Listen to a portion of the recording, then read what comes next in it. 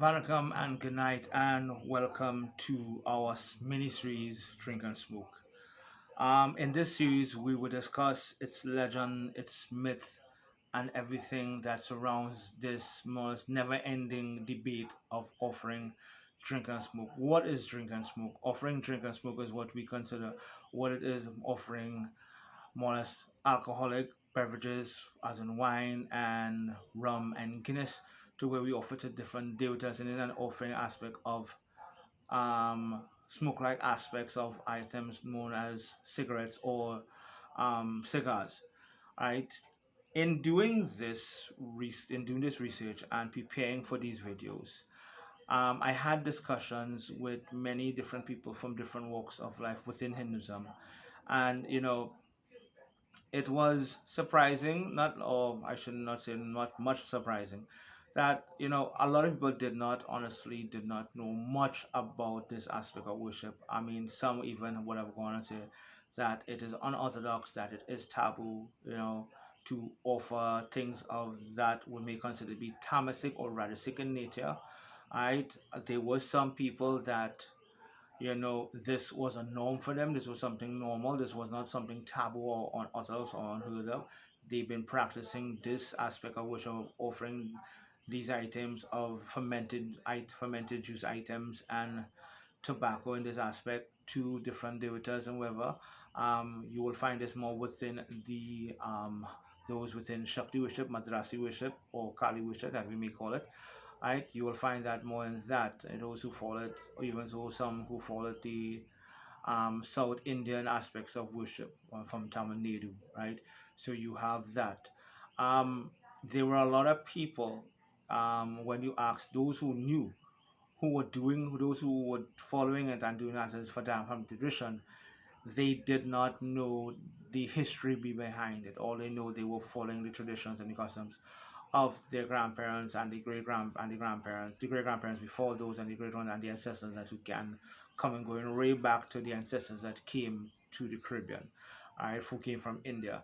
Um, those who were citing that this were taboo, these were some of them that were actually from the Vishnava worship that is more known of more sattvic in nature, and then you had those who were following the sattvic or sada aspect of Shakti worship that were exclaiming the same thing, that this is taboo, this is unheard of. How could you offer a deity something of that nature? But in all those things, when you have a debater, that you have no choice but to go to scripture is where we will find, when you're researching stuff, you go back to as much history you could gather, and you go into the references of scriptures and whatever, to find if this was taboo, if this was wrong, have it been removed, and have it been amended, and has it been changed, and all this, right? So in doing that, I did find a lot of things that many of our sisters in the Vaishnava worship were not accustomed to and did not know, because during the course of time, a lot of Vedic rituals would been changed. There were aspects within the Puranas and so forth that some people would have read, but would have not maybe have understood. Not to say that they don't know, but they may have understood the different terminology, or the different type of sadhanas, or the different type of yajnas that had included this offering of fermented juice or wine or alcohol in this nature, that they didn't know of, or the pundit did not explain to them that this was that. And I totally could understand the pundits not going that far, because it would raise a lot of questions. But also, we have seen through time that a lot of Vedic rituals from the days that were more or less mentioned and established in the days of from the Rig Vedas and everything from that aspect, from the Rig Vedas, the Atha Veda, the Atharva Veda, and so forth, and the Sam Veda. There were many rituals that was more or less amended. Some would change and so forth, and some were just more or less excluded, right, to accommodate that different aspects of worship and so forth. When more or less they were more or less, I would say, they in some part of the history of that, there was a lot of changes being done. You know, there were people going more sattvic of nature, so they changed they remove the balidan aspect of doing balidan and so forth. So you have these different things that has contributed. There are many factors that contributed to different changes. But was these things taboo? No, they were not taboo, because we find within the agamas, the tantras, and even up to in the Ramayana, if you read it properly, they do have. They may not say it in detail, but because of what yajna that was performed in those time by different individuals, there was that aspect. It had that aspect of that would have been done, right? And there would have been any time of King Dashrath, the father of Ram, and within the time aspect of Ram, when Ram came into being to being more or less anointed king of Ayodhya. Some of the rituals that was done was part of Vedic rituals, and it was done there. Right, we see different mentions if we go into the we go into the Devi Mahatam. We go into the what is pulled from the Markandeya Puran.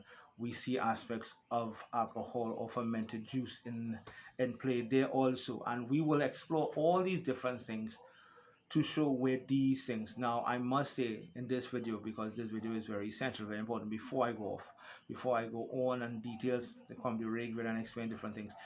These videos that shows that I'm going to utilize to expose, not expose, but give evidence to where alcohol has been offered, right? Alcohol was offered in Vedic times and all these different things, is to show that it has been there since that time frame leading up to now. Have there been amendments? Yes. Right? Have them in. And this is where we rely on scripture to more or less help us to show us the truth and direct us to why things would have changed in our time. Right? There are some within Tamil Nadu and so forth where certain aspects of the worship of that Madrasi or Shakti worship, our Devi, which that we know so much so well, certain aspects of it was not documented, like how you would have the Purans and the Agamas, right, and different Ramayans and whatever would have not been more or less, documented properly. So we had to rely on folklore songs, folk arts, and folklore itself to aid us in the worship itself, to teach us how to do certain things and whatever. And in those aspects, and I will visit those different things because we have to go as far as Dravidian worship, which is further down, to more or less to give evidence and to give life to that aspect of folklore and using folk arts and folk songs.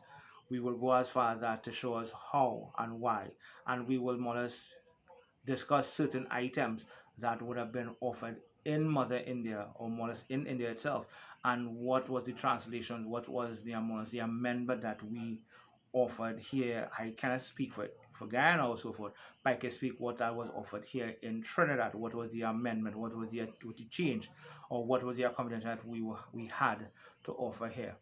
So please, join me on this blessed Friday night as we go into different videos explaining and showing where fermented juice or alcohol and so forth has been offered, was part of rituals and so forth, and we would see where up to that point there were amendment and change in certain aspects and so forth, and we will discuss certain things. Also, as it now pops into my head, we will discuss, because I was asked about this, the aspect of Mahadev smoking weed or using weed and so forth. So we will go into details of that also, and an explanation of that. So please join me as we go on to this journey to find out more about this aspect of drink and smoke, and to see where it was mentioned and so forth, and how it has affected us and how it was implemented, how it has more or less been a part of our lives, and its reverence, its flaws, and everything about it. So please join me for that. Jai Sitaram.